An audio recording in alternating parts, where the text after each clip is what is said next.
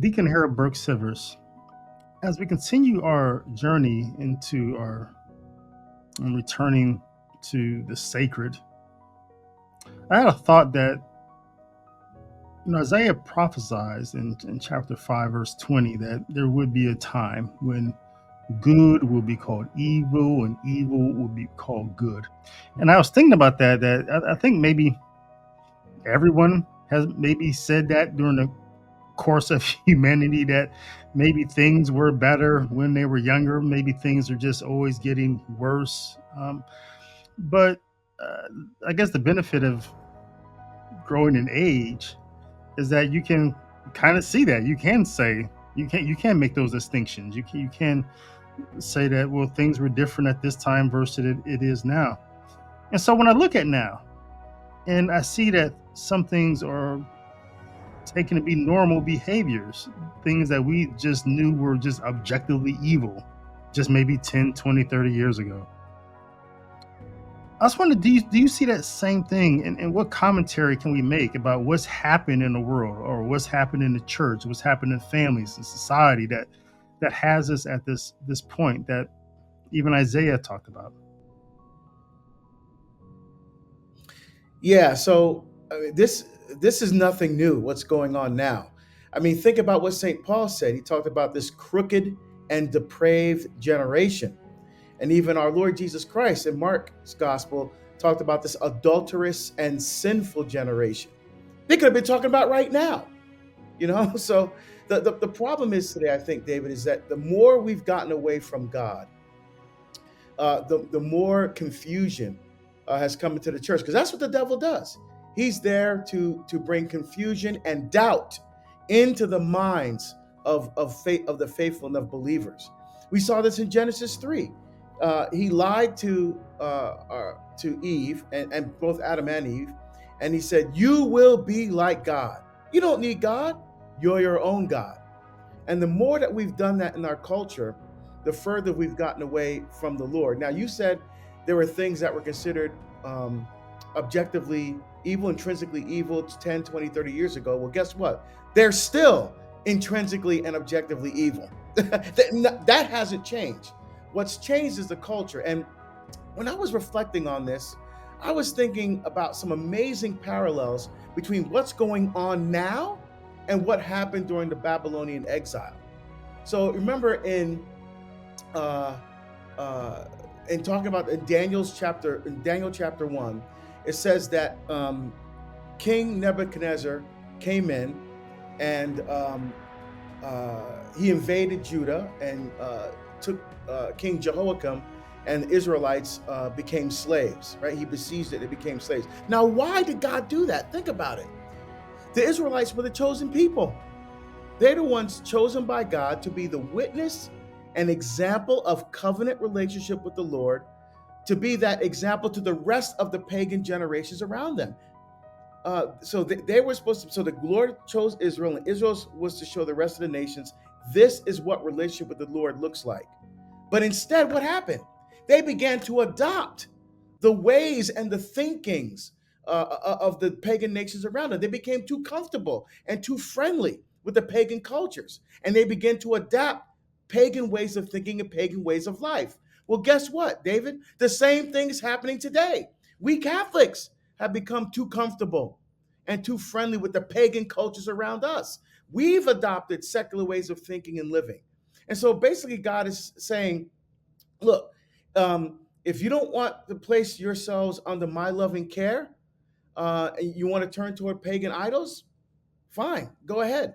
Then I'll let Babylon rule over you. And that's what's happening in our culture today. It's not enough to believe in God. We must believe God, right? And we see what are the results of this way of thinking in the church. You know, we've been for far too long, we've been filled with a spirit of apathy and embarrassment about sharing our Catholic faith. What do? We keep it to ourselves. We keep it contained within the walls of the church. And then when we're challenged by our friends and loved ones about why we're Catholic, what do? We cower like frightened children.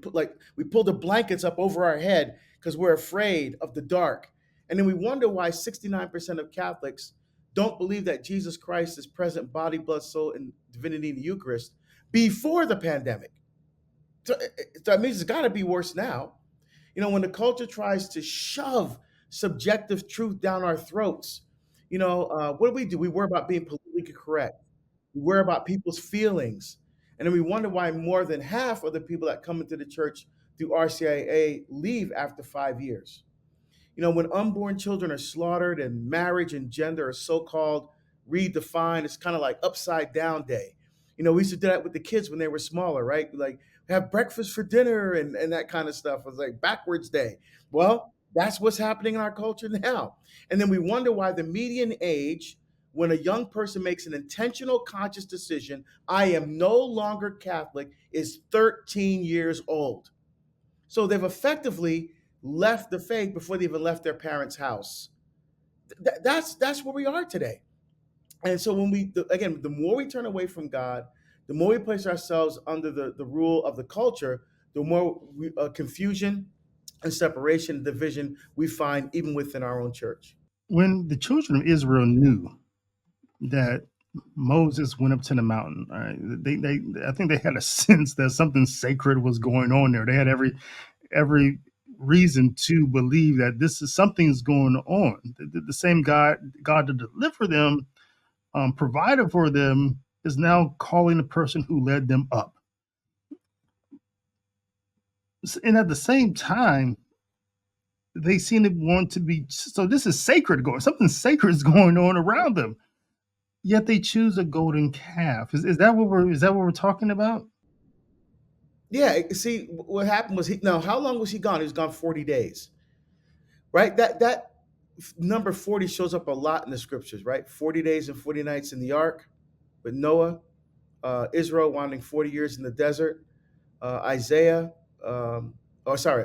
Elijah walking around the desert for 40 days, Moses getting the 10 Commandments 4 days, David, when he showed up to fight Goliath, that was day 40.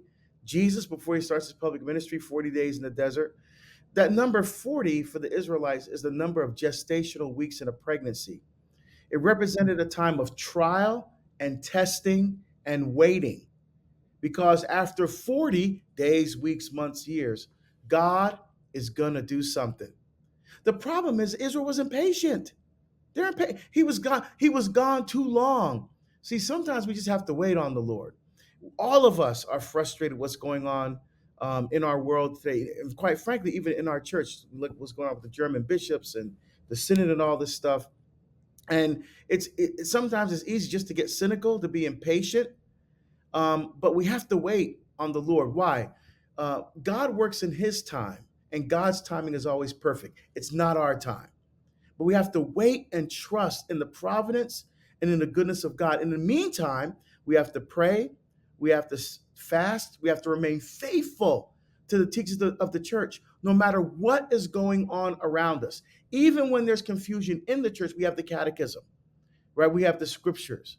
We have the sure norm and foundation for the teachings of the faith from which we can't deviate. This world needs witnesses, right? Martyr, the word martyrdom, martyroi in Greek means witness. And we need witnesses. We need martyrs today. Yes, now many of our brothers and sisters are being martyred in India, in China, in a number of countries in Africa. They're dying rather than deny Jesus, just like the martyrs did in the early church. So he's not asking all of us to be martyrs in that way, red martyrs, but a lot of us have to be white martyrs or dry martyrs.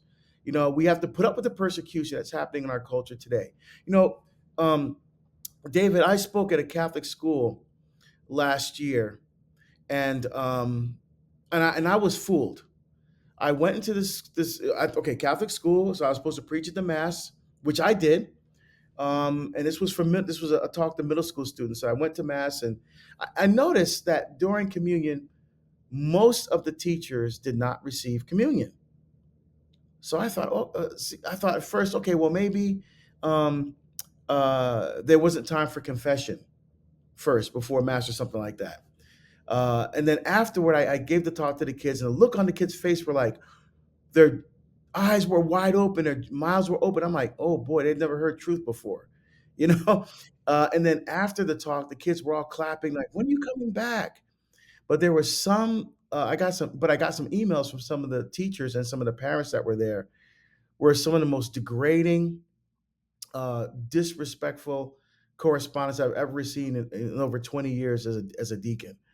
They hated the truth. It was demonic, quite frankly. Um, and so when things happen like that, you're like, what? Sometimes you just have to question, what am I doing this for? But and when I went to prayer about it in adoration afterward, I said, you know what? The Lord just said, keep doing what you're doing. Don't worry about that. My son carried the cross. He fell. They beat him the whole time. They mocked him the whole time. He just picked up his cross and he kept going. And he goes, I need you to do the same thing. So that I think that's what's happening in our culture today. We need Catholics to stand up and to bear witness to the truth, even if it means we're going to lose friends, even if it means we're going to lose even family members. What does Jesus say in Matthew's gospel? If you love mother and father more than me, you're not worthy of me. If you love brother and sister more than me, you're not worthy of me. If you do not pick up your cross and follow me, you are not worthy of me. I mean, everybody wants to focus on the teachings. Yeah, God, Jesus is love and all that kind of stuff. But Jesus also teaches some hard truth and realities that we need to think deeply and seriously about as we continue to engage this culture. You talked about the further we get from God, the closer we get to confusion. And, we can look at that in the household of the church and also, I guess, the household of the family. Some of things, same things are going on. I think I want you to comment on, because I know when you were, about the time you were probably getting your master's degree in theology, it was about the same time that the sex abuse crisis in the church, the one in the early 2000s, about to start. What a confusing time that was for a lot of the faithful, and what a confusing time it is for some of the faithful now, when they're hearing these things that may happen at the Senate. There's a lot of scary talk. No one really knows yet, but it doesn't look great. It's not some people have been invited that we're like, wow, that seems scary. It's confusing. Why was that person invited, but not this person? So there seems to be confusion in our household or the church. I think it's well documented, well commented on. But what about the family, Deacon? What's going on in the family that's confusing right now? Yeah, that's a great question, David. And here's the thing: when God first wanted to establish a relationship with His people, how did He do it? Through the family. There were six covenants in the Old Testament, and the final covenant was the seventh, right? Seventh is a number of perfection for the Jews, right? 7 days of creation. And the seventh one was, of course, Jesus' sacrifice on the cross, was the new and eternal covenant. But the first one was the Adamic covenant with Adam and Eve in Genesis chapter 1 and 2. So what did He do? He established the covenant through the family: mother, father, children. Why? Because the family on earth is the image and likeness, right? Genesis 1:27. We're in the image and likeness of God, and God Himself exists as a family, as a communion of persons: Father, Son, and Holy Spirit. And so the family on earth is the image and likeness of the family in heaven. Of course, only by analogy, right? We can only speak about God and our relationship with Him by analogy. And so the family is the foundational instrument for society and for culture, is the family. So goes the family, so goes the church. So goes the church, so goes the culture.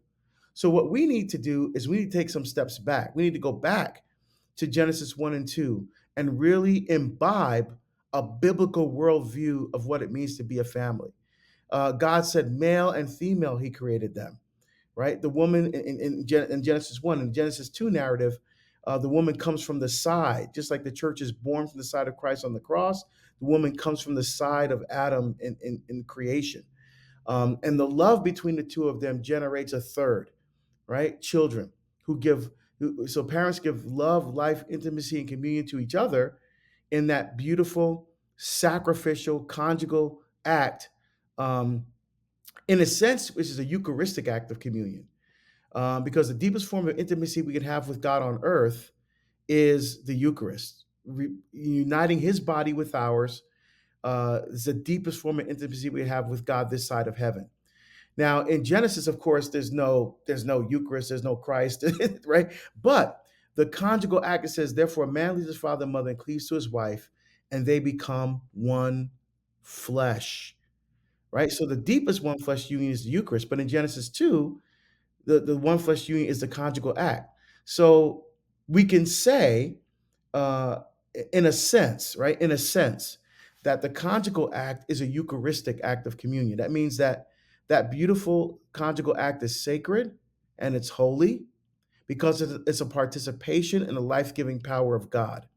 So look what's happened in the attacks on the family. Look what's happened. We have contraception. We have abortion. We have confusion about gender. We have the demasculization and feminization of the man, right? Who's the head of the family. And he's the head of the family because he's the chief servant of his wife and children. And so when those roles get, and that this is what Satan's do, it's demonic. He's attacking the family precisely because he's trying to destroy covenant relationship with God. So if you're going to try to destroy covenant relationship with God, you must destroy the family. And who's he going after the family? Who's the biggest target? Women. Why? Because they're the life givers and the life bearers. They participate in the life-giving power of the Holy Spirit that we pray every Sunday, Credo et Spiritus Sanctus Dominum et Vivificantem. I believe in the Holy Spirit, the Lord and giver of life. Women participate in the life-giving power of God in a way that we men can never fully understand or appreciate. Our job is to serve, protect, and defend that beautiful heart of love. But when roles get confused and family gets attacked and men forget who they are and women try to be men or try to take on masculine roles, everything gets confused. And so we're seeing confusion in the family, which is no surprise then we're seeing confusion in the culture, in our church. And then because we're confused in the family and in the church, we're having tremendous confusion in the culture. And you mentioned the sex abuse scandal before. Um, that led to a loss of moral credibility in the church throughout the world. I mean, look what happened in Ireland. Ireland used to be a Catholic stronghold. Now they're one of the least Catholic countries in the world. I mean, it's just it's sad and it's tragic what's happened. Um, so we have to return to rebuild the family, to return to a sense of ourselves, to reunite ourselves with intimate, personal, loving, and life-giving communion with Jesus Christ and the Catholic faith. And we need people that are afraid to do that. Yes, when we do that, we're going to get persecuted. We already are, and it's going to get worse before it gets better. And that's okay. But the more we stand up, the more that the devil's going to back down. He's having his heyday right now because not enough of us are standing up firm and solid in our faith. So men, we need to come back to ourselves. We need to, it says in the Bible that we're put in the garden to till and to keep it. Abad and shamar in Hebrew means to serve, protect, and defend. So when we get back to our mission, right? So the stronger men we have, build strong men, we have strong families. We have strong families, we have a strong church. We have a strong church, we take back this culture. In scriptures, they talk about, Jesus brings this up as well, but we first see it in Genesis where, Adam sees, Eve, he's like, well, at last, this one at last. And then the text says that for this reason, he leaves the house of his mother and father and cleaves to his wife. And I always thought that was like such a rich word, like cleaves. That's weird. What's the last thing I cleave to, right? It's intense, right?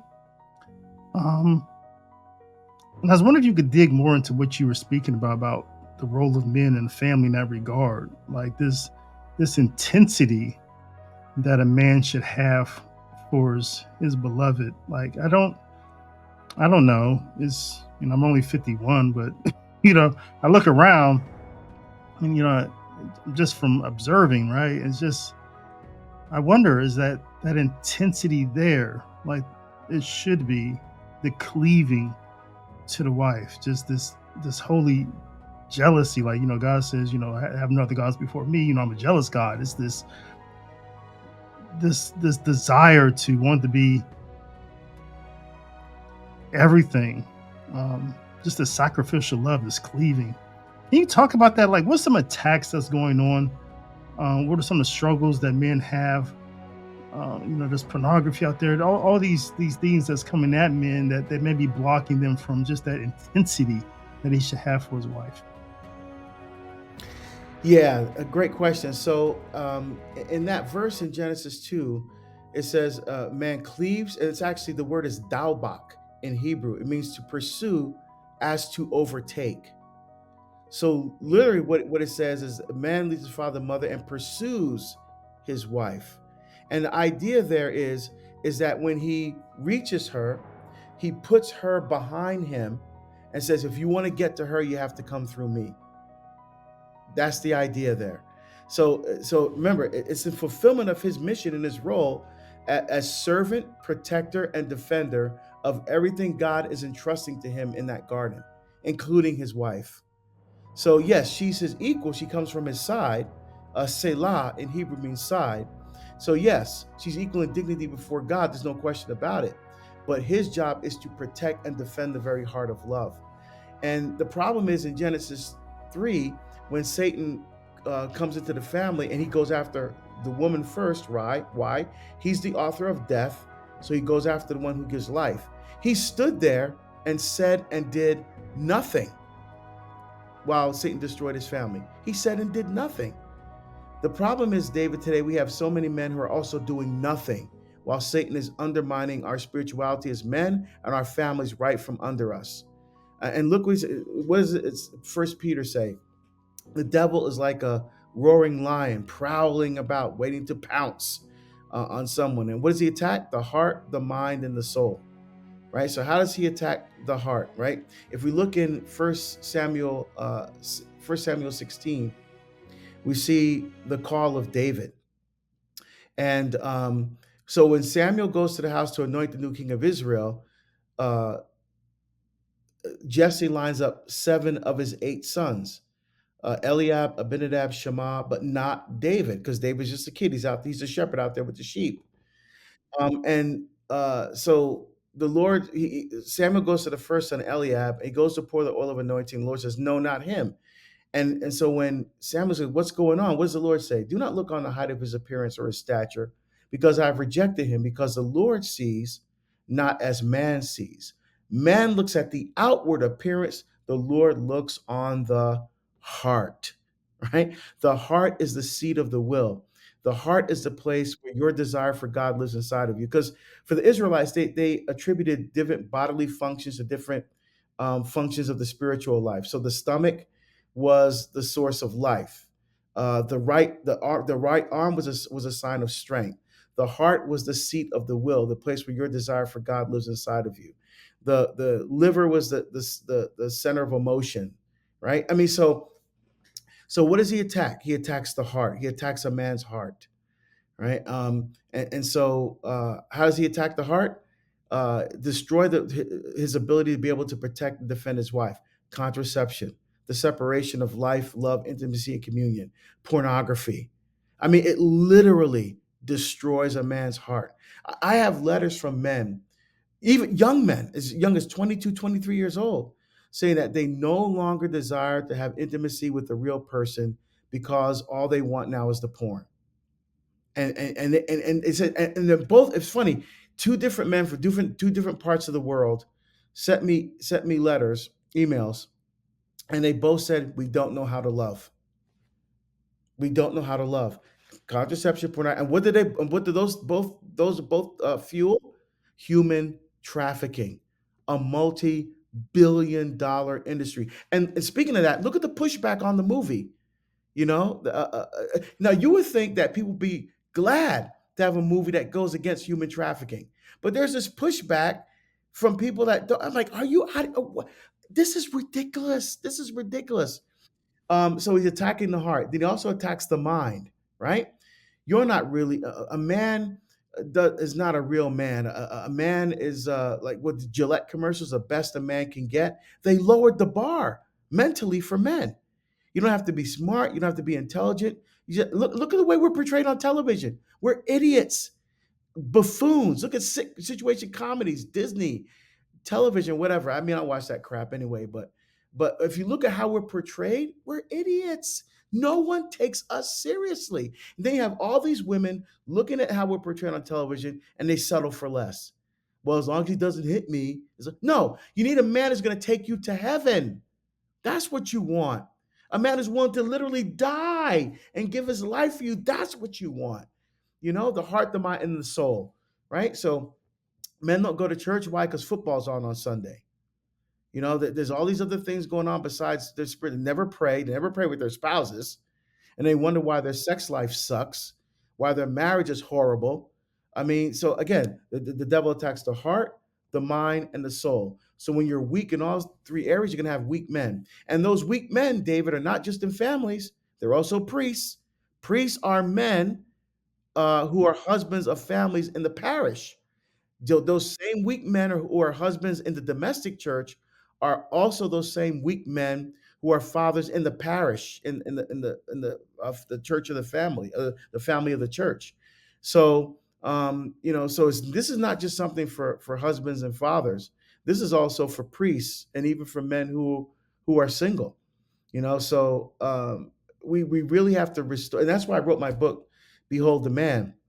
To really help men to really recover themselves, to rediscover who they are, who they were created to be by God, not allowing this culture to dictate to our men who they are, but allowing God to give me my identity as a man. And while you were speaking, and I just got two more questions for you. And this one, as you give us your catechesis here on how we return and rediscover the sacred in our lives, this thing came to mind, Deacon. It was, um, as you're talking about men and the man puts the woman behind him, he protects her.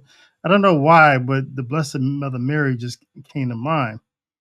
And I was thinking, along that same line, like, what have we lost along the way? I think one thing that we lost is just considering our Blessed Mother Mary as in her life, considering her life and what the sacredness and how God used her and how she pursued the sacred. I think there's a lot to say there.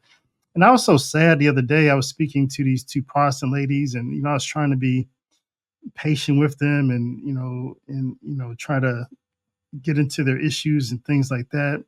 And at some point in time, their language just really turned against the Blessed Mother Mary. Like, why do you Catholics do this? Mary was more special than anyone. All that rote stuff, all the stuff we've heard. But and I could hear myself as I'm speaking to them, starting to get angry. Start to get kind of hostile, even though I was trying to be even tone with them and not turn them away really fast. But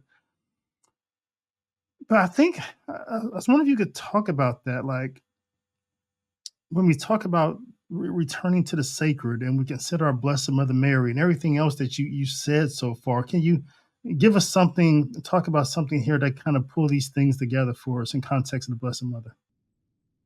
Oh, absolutely. And you're getting angry, and rightly so. Someone talks about your mama, you're gonna get upset.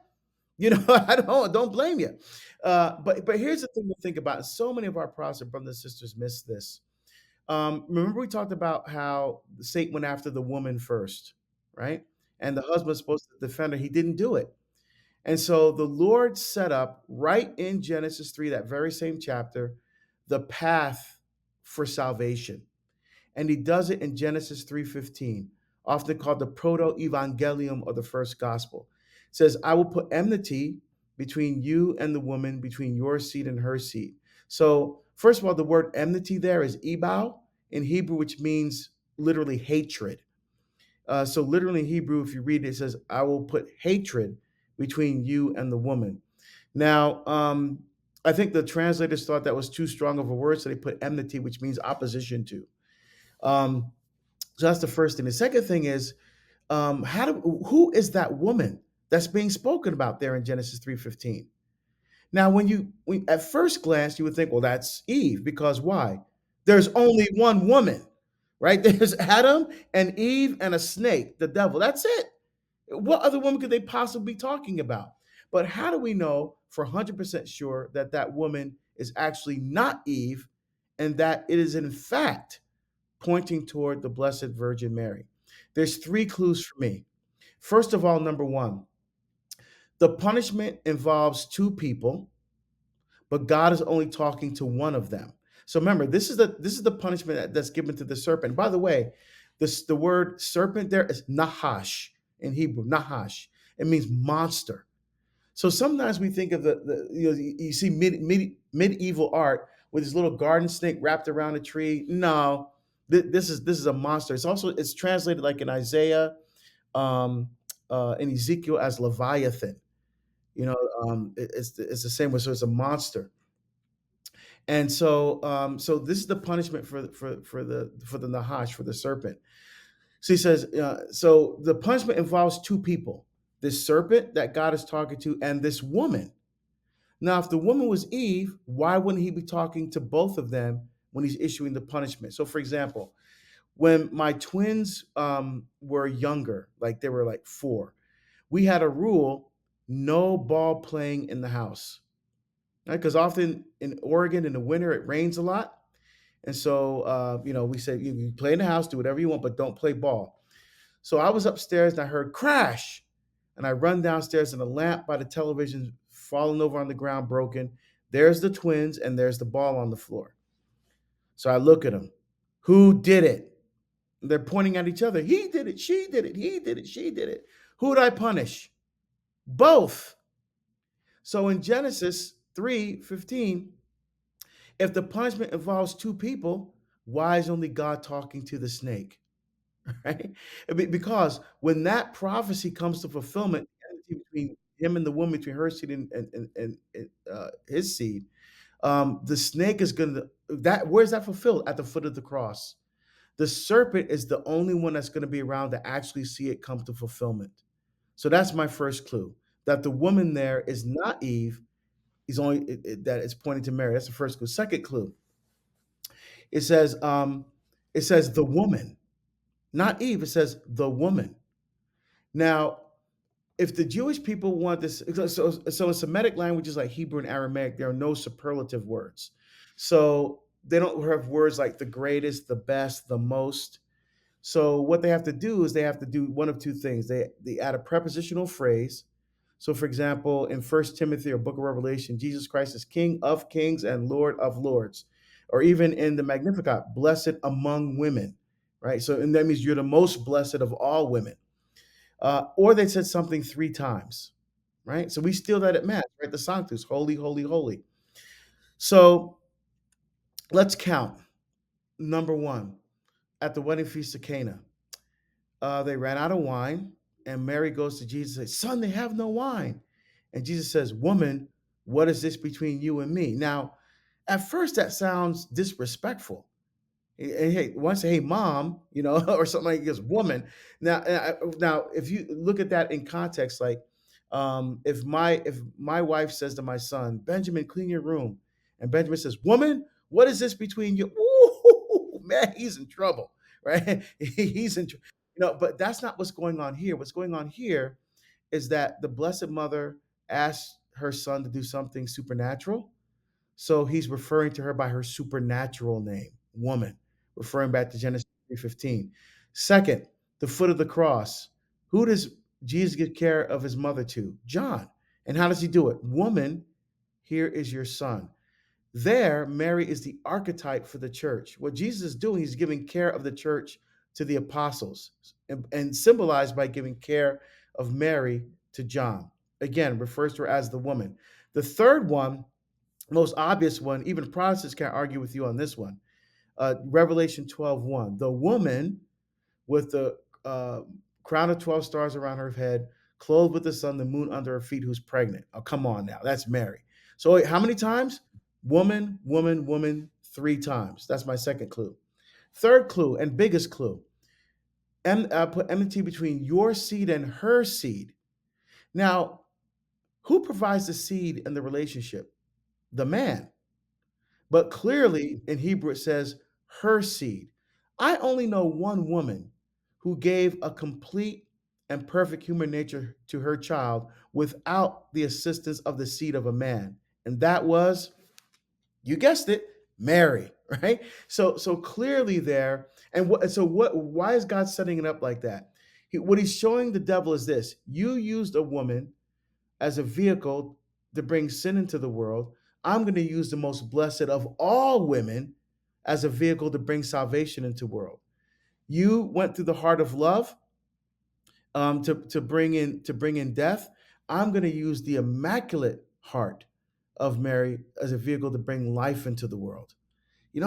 So he's undoing what Satan did. You use the family. I'm going to use the holy family, right? So it's actually beautiful. And when we think about Mary, she's also the first monstrance, right? Monstrare means to show. That was the word that they used for a woman who was pregnant. She was showing. And that's the word we use now for the monstrance, because Jesus is there in the center of the monstrance. He's showing himself to us. So she was the first monstrance. She was the first vessel that held in the tabernacle of her womb the body, blood, soul, divinity of Jesus. So Mary is critically important. And our love for Mary, look, what a man really desires, David, he doesn't want pornography. He doesn't want contraception. He doesn't want abortion. You know what he wants? He wants the monstrance. He wants what Joseph had. Every man wants that. And sometimes I do this with teenagers, right? I'll go to a school and I'll be talking to high school, and I'll say, guys, here's a chance to embarrass me in front of everybody else here. If you came across a girl who was promiscuous, right? And you came across a girl, a different girl who said, I'm not going to do anything with you. I'm saving myself for my husband, for a man who's willing to die for me. Which one is more attractive to you? And every single guy says the second one. He said, well, wait a minute, the second one, what are you talking about? From the culture, you would think that everybody wants the promiscuous girl. No, because in his heart of hearts, every man wants to serve, protect, and defend. That's his very nature, built by God. He wants to put her behind him. You want to get to her, you want to come through me. The more we align ourselves with the teachings of the church and the founding example of Christ, the more we're going to see men who are truly men, who are truly husbands, fathers, leaders, like you said, David, who are willing to die. We have to see ourselves as living our spirituality from the cross of Christ, right? That's why we have crucifixes as men, right? As Catholics. We know Christ is not on the cross. He's at the right hand of the Father, but we know that most of life is the cross. We have to see ourselves there. Just as Christ broke himself open and poured himself out in love, we men have to break ourselves open and pour ourselves out in love for our families, for the church, and for the culture. And one last question. It's a short one, and I don't know if you thought about it much at all, but I oftentimes think about it myself. Your last lecture, or let's say would you say to your children, if you had the opportunity to have them around you and like give a final blessing towards the end of life, like right before you receive the Vatican or something like that, or your last lecture, what's your topic? I mean, what's the most important thing you've learned in your life that you want to pass on? Yeah, I will follow the example of King David. In 1 Kings chapter 2, we see David on his deathbed, and his son Solomon is standing before him.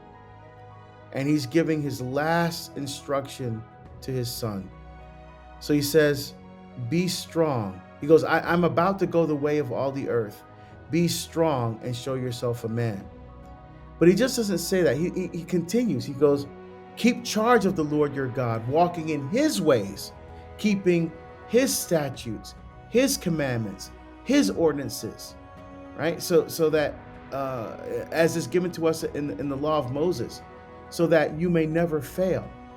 So, and David also understands that he's not going to see his grandchildren.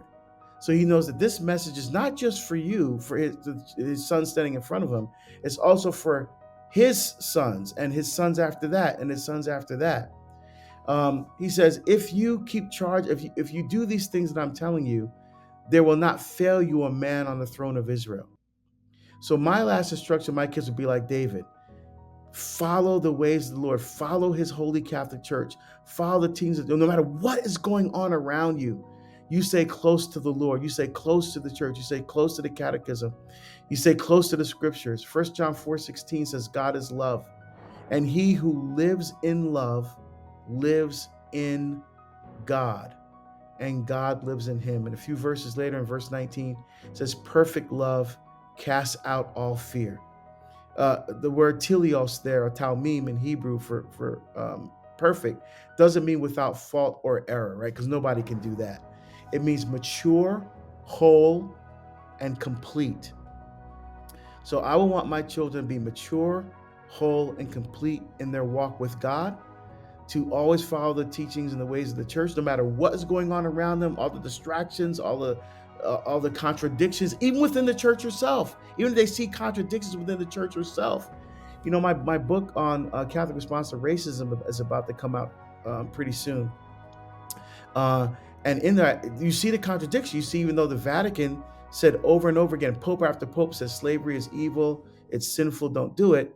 We have American bishops and religious orders who said, well, we're going to do what we're going to do anyway, despite what, I mean, so even when you see contradiction in the church herself, you still stand strong and firm in your faith in Jesus Christ and the Catholic Church. Deacon Harold Burke-Sivers, thank you so much for your catechesis and your instruction in how we ought to pursue and return to the sacred. Thank you.